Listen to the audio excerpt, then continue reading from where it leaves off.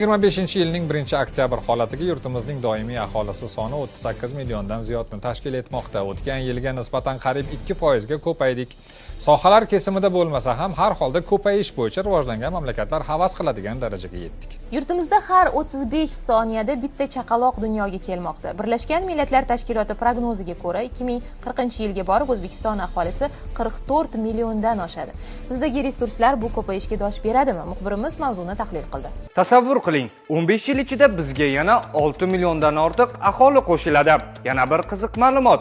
Siz ushbu ko'rsatuvni to'liq ko'rib bo'lguningizgacha esa yurtimizda deyarli 60 ga yaqin chaqaloq dunyoga kelgan bo'ladi. Toshkentning o'zida bugun 4 milliondan ortiq aholi yashaydi. Bu raqamlar ayrim Yevropa poytaxtlarida yashovchilardan ham ko'p hisoblanadi.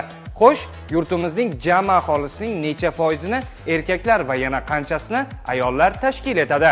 Oxirgi 5 yildagi o'sish ko'rsatkichi qanday? Bu borada savollarimizga mutaxassisdan javob oldik. So'nggi 5 yillik tahlilga e'tibor qaratadigan bo'lsak, doimiy aholi soni 3 million 866 ming nafarga oshdi. Bu doimiy aholining foizida 10.7% ni tashkil etadi. Doimiy aholi tarkibida shahar aholisi, qishloq aholisiga e'tibor qaratadigan bo'lsak, 50.4% erkaklar soni, 49.6% ni ayollar soni tashkil etmoqda. Hududlar kesimida doimiy aholi sonini tahlil qiladigan bo'lsak, respublikamiz hududlari orasida eng ko'p doimiy aholiga ega bo'lgan Samarqand viloyati birinchi o'rinda turadi. Viloyatda 4 million 300 mingdan ortiq aholi istiqomat qiladi. Eng kam aholi soniga ega bo'lgan hududlar orasida Sirdaryo viloyatining doimiy aholisi soni 1 millionga yaqinlashmoqda. Qo'shni davlatlarda bu sonlar biroz boshqacha.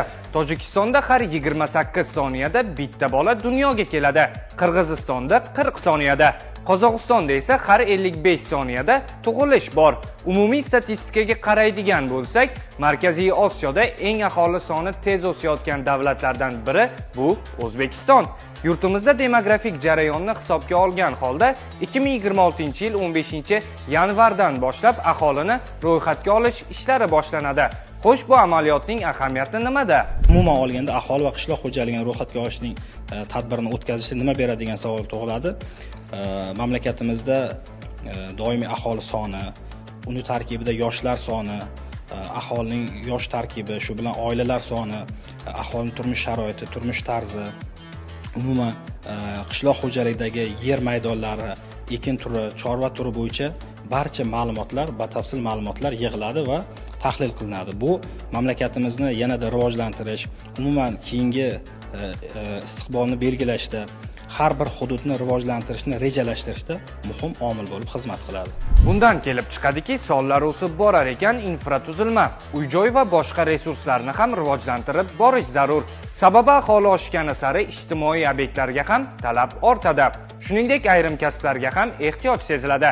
Masalan, bugun har 10 ming aholiga 25 ta shifokor to'g'ri kelsa, 2040-yilda shu nisbatni saqlash uchun 50 ming nafar soha vakili kerak bo'lishi tabiiy. Muhammad Amir Hayotzoda, Rahmatilla O'lmasov, Gapiring Plus dasturi uchun.